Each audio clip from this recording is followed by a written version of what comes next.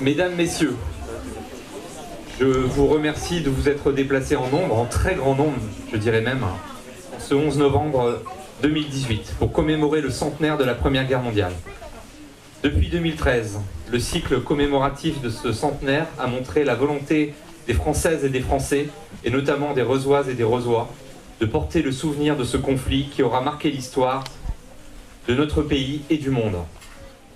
Je tiens tout d'abord à remercier celles et ceux qui se sont investis depuis plusieurs mois pour que ce moment rende un hommage particulier à toutes celles et ceux qui ont perdu la vie pendant cette guerre. Des hommes venus du monde entier trouvèrent la mort sur les champs de bataille du nord et de l'est de la France. De nombreux civils également. À la lumière de ces douloureux enseignements, à la lumière des douloureux enseignements de ce conflit, nous tenions collectivement à leur rendre hommage. Ainsi, je remercie l'UNC et l'Union nationale des combattants à travers M. Roger Buteau. Je remercie toutes les personnes de l'équipe municipale qui se sont particulièrement investies dans les préparations. Isabelle Lesage, Francette Berthaud-Prigent, Paulette Forger, pour les services Isabelle Mounins, Alain Piton évidemment, et Didier Gilbert. Je suis également ému de voir la mobilisation de nos enfants et enseignants autour de cet événement. Vous l'avez pu le voir tout à l'heure devant le monument aux morts. Et encore, on le verra tout de suite après ce discours. Un grand merci aux élèves des classes de Madame Eudre et Allier pour l'école de Moigné, à ceux de Madame Morin pour l'école de la Gavillier, à l'école de la musique de la Flume et aussi aux collégiens par l'entremise de messieurs Delbecq et de monsieur Dandin. Nos enfants, vous représentez l'avenir de notre pays et vous avez compris l'importance de nous réunir en ce jour. Commémorer, c'est se souvenir ensemble d'un événement passé en tant qu'il fonde une identité collective et un rapport au monde. On peut ainsi retenir de cette première guerre, au-delà de ces atrocités et de tous ces morts, qu'elle a débouché, dans les années qui ont suivi l'armistice, à la première tentative de dépassement des conflits nationaux, au travers de la création de la Société des Nations. Ça n'a pas fonctionné. Le nazisme et la terrible crise des années 1930 ont mis un terme à cette première tentative. Mais c'est bien au terme de cette Première Guerre mondiale qu'ont été posés, d'une part, les jalons de ce qu'on appelait alors la nécessité de l'arbitrage en matière de relations internationales, et d'autre part, ceux de la construction européenne. Nous portons tous en ce jour cet espoir et ce message de paix et d'union. Nous en avons parlé tout à l'heure devant le monument aux morts.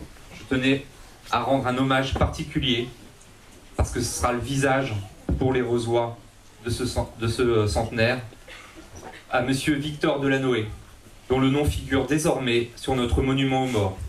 Son arrière-petit-neveu, monsieur Ferron, nous a dit avec beaucoup de sincérité toute son histoire. Monsieur Delanoë est né au Reux en 1883. Il a été mobilisé le 25 août 1914. Il prend part à la bataille de Neuville-Vitasse dans le Pas-de-Calais. Il est grièvement blessé et fait prisonnier par les Allemands. Il décédera entre le 3 et le 6 octobre 1914. Que sa mémoire et son sacrifice soient salués en ce jour comme ceux de nos concitoyens morts au combat. Je vous remercie de votre présence et de votre attention. Vive la République et vive la France.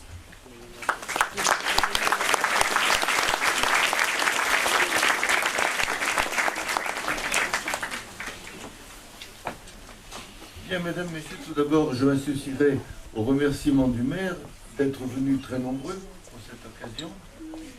Je voudrais également remercier le maire et tout le travail qui a été mené par les équipes de la mairie, les personnels, monsieur le curé qui nous a aidé également pour définir les horaires, les enfants de l'école de musique de la Flume. Vous avez ainsi effectivement participé à des événements mémoriels qui, durant toute la semaine, ont rassemblé 122 personnes. Mais je me permettrai de rappeler aussi, parce que c'est un peu oublié peut-être maintenant, que le 11 novembre, c'est aussi la journée non seulement de l'armistice de 1918, mais l'hommage qui est rendu au plan national à tous les morts pour la France, à la suite d'une loi votée en 2012 par l'Assemblée nationale. Aux côtés des anciens combattants, vous avez ainsi participé aux événements mémoriels présentés et informé la population. Nous avons rempli notre devoir de mémoire de la sorte à l'égard des jeunes générations. Et ce faisant, je me permettrai de citer que, François Mitterrand, ancien président de la République, indiquait qu'un peuple qui n'enseignerait pas son histoire est un peuple qui perdrait son identité. Je crois que là, aujourd'hui, nous montrons bien que nous savons enseigner notre histoire et la donner aux jeunes générations. Merci.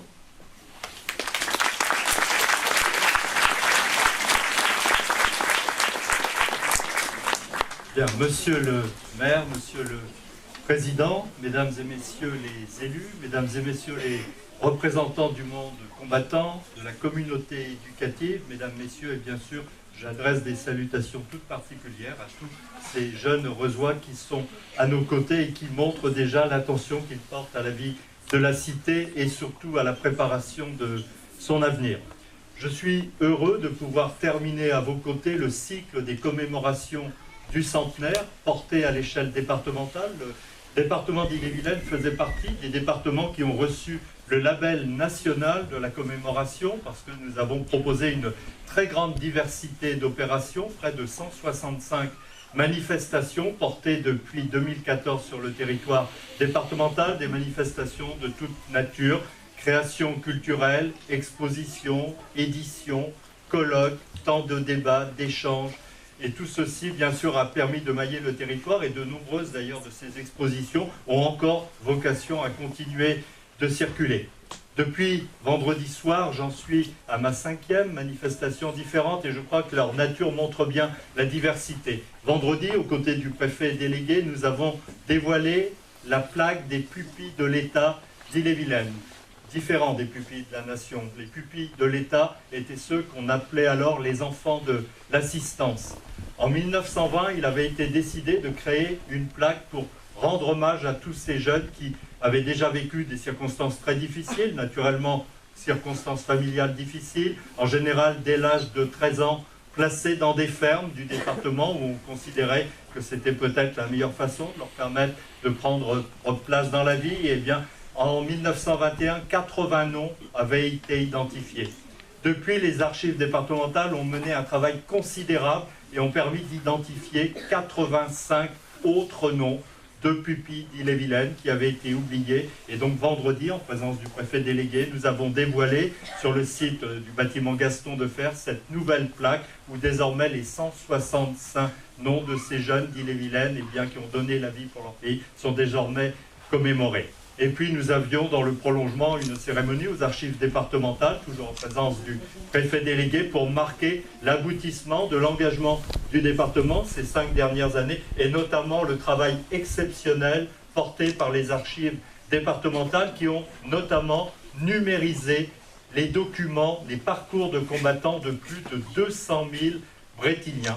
Et c'est ainsi d'ailleurs en faisant une recherche que j'ai retrouvé le parcours de mon arrière-grand-père qui était né en 1879 et qui a été 4 années au front. Il a été décoré au chemin des dames et il a une chance un peu extraordinaire, 4 années au front, pas de blessure.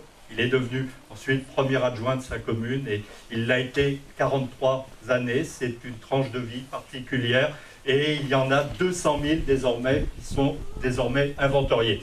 Hier, il y avait la grande cérémonie départementale, place de l'Hôtel de Ville, avec l'ensemble des autorités civiles et militaires, et je crois que c'était une très très belle manifestation, notamment marquée là aussi par la présence des jeunes. Et puis ce matin, j'étais aux côtés de vos collègues et amis de la commune de Mordel, et je suis véritablement très heureux de vous retrouver aujourd'hui. C'est donc avec vous que je vais terminer ce parcours de commémoration du centenaire engagé depuis 2014.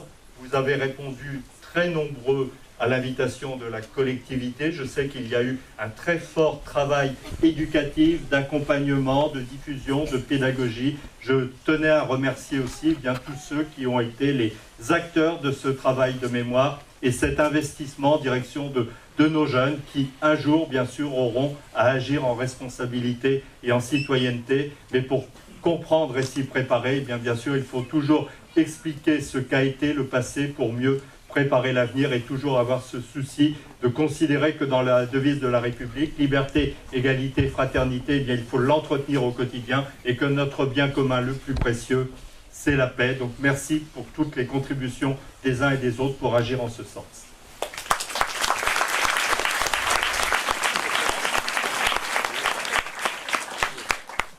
Je vais donner la parole à Monsieur Alain Piton, adjoint au maire, qui a coordonné toutes ces commémorations sur la commune, qui va maintenant passer la voix à tous les programmes.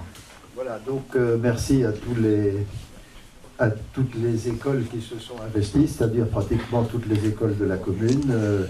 Et il faudrait y ajouter l'école Sainte-Marie qui nous a fait signe cette semaine qu'elle souhaitait participer. J'espère qu'il y a des représentants qui sont là, des enseignants et des enfants, parce qu'on leur a fait aussi la place, mais un peu tardivement. Donc on va commencer, si vous voulez bien, par la... Nous avons l'école de musique qui va faire des petits intermèdes musicaux avec un enseignant qui est là. Parle dans le micro, là. Un enseignant qui est là et trois grands élèves de l'école de la Flume, l'école intercommunale de la Flume, dont on connaît le président également, qui est sur scène aussi, puisque c'est M. Chenet.